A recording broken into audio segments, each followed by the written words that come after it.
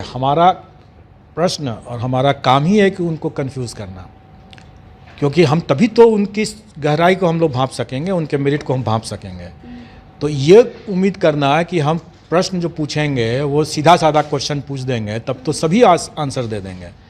तो अब बात ये उठती है कि अगर हम कंफ्यूजिंग क्वेश्चन पूछेंगे ही पूछेंगे तो उनको क्या करना चाहिए।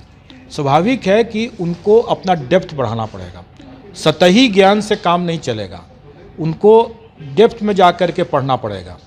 सतही ज्ञान से कभी नहीं चल सकता है। जैसे कुछ बच्चे ऐसे होते हैं जो दरोगा भी दे देते हैं, यूपीएससी भी देते हैं, बीपीएससी भी दे देते हैं, हर एग्ज़ाम देते हैं और फिर सवाल खड़े करते हैं। नहीं, वो स्वाभाविक है कि वो अपने विकल्पों को, अपने ऑप्शंस को मैक्सिमाइज़ करने का कोशिश करते हैं, क्योंकि अगर यहाँ नहीं होगा तो कहीं और होगा, कहीं और होगा। उसमें कोई हर्ज की बात नहीं है। तो हर किसी का अलग होता है, होता ही है, होना ही है, स्टैंडर्ड भी अलग होगा। लेकिन अगर बीपीएससी की, अगर जैसे कंबाइंड सिविल सर्विसेज की परीक्षा या फॉर दैट मैटर कोई भी टेक्निकल परीक्षा को भी अगर आपको करना है तो आपको उसके डेप्थ में जाके करना होगा।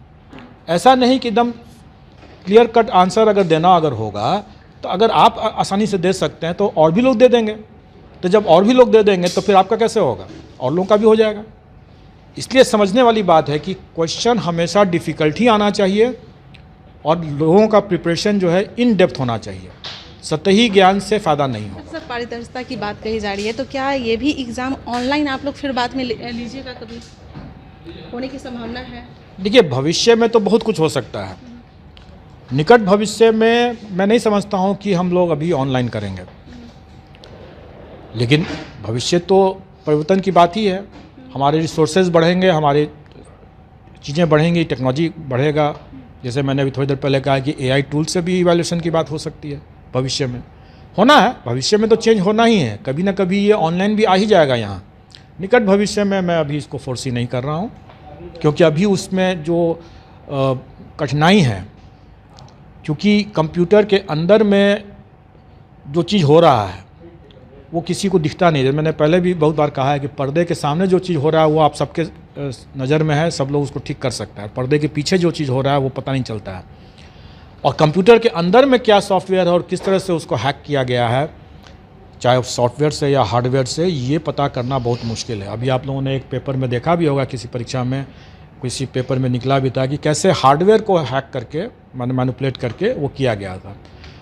तो जब तक हम लोग उस लेवल तक नहीं पहुंच जाते हैं तब तक इस तरह की परीक्षा को हम फुल कॉन्फिडेंस के साथ कह सकें कि ऐसा हम कर ही देंगे, ये अभी थोड़ा हमारे लिए प्रीमैच्योर है। सर तो आदमी भरोसा किस पे करे? ऑफलाइन ऑनलाइन दोनों में तो वही हो रहा है, ऑफलाइन में भी तो लीक हो जा रहा है। देखिए, भरोसा तो आपको इंसान पर ही करना है, क्योंकि जो इंसान जो उसको कर रहा है वही है, वही सबसे महत्वपूर्ण है। ऑनलाइन हो चाहे ऑफलाइन हो, दोनों ही हालत में जो इंसान जिसको कर रहा है वही महत्वपूर्ण है। अगर वहाँ ऑनलाइन परीक्षाओं में भी सिस्टम में प्रॉब्लम नहीं है, जो उसको संचालित करने वाले लोग हैं उनमें प्रॉब्लम है, उसी तरह से ऑफलाइन में भी वही बात है। तो अगर हम अपने ऑनलाइन परीक्षा में या ऑफलाइन परीक्षा में अगर ख़राब लोग रहेंगे सम्मिलित, तो स्वाभाविक है कि ख़राब ही होगा रिज़ल्ट। लेकिन अगर अच्छे लोग रहेंगे तो स्वाभाविक है कि ईमानदारी से और पूरी पारदर्शिता बरतते हुए रिजल्ट्स आएंगे।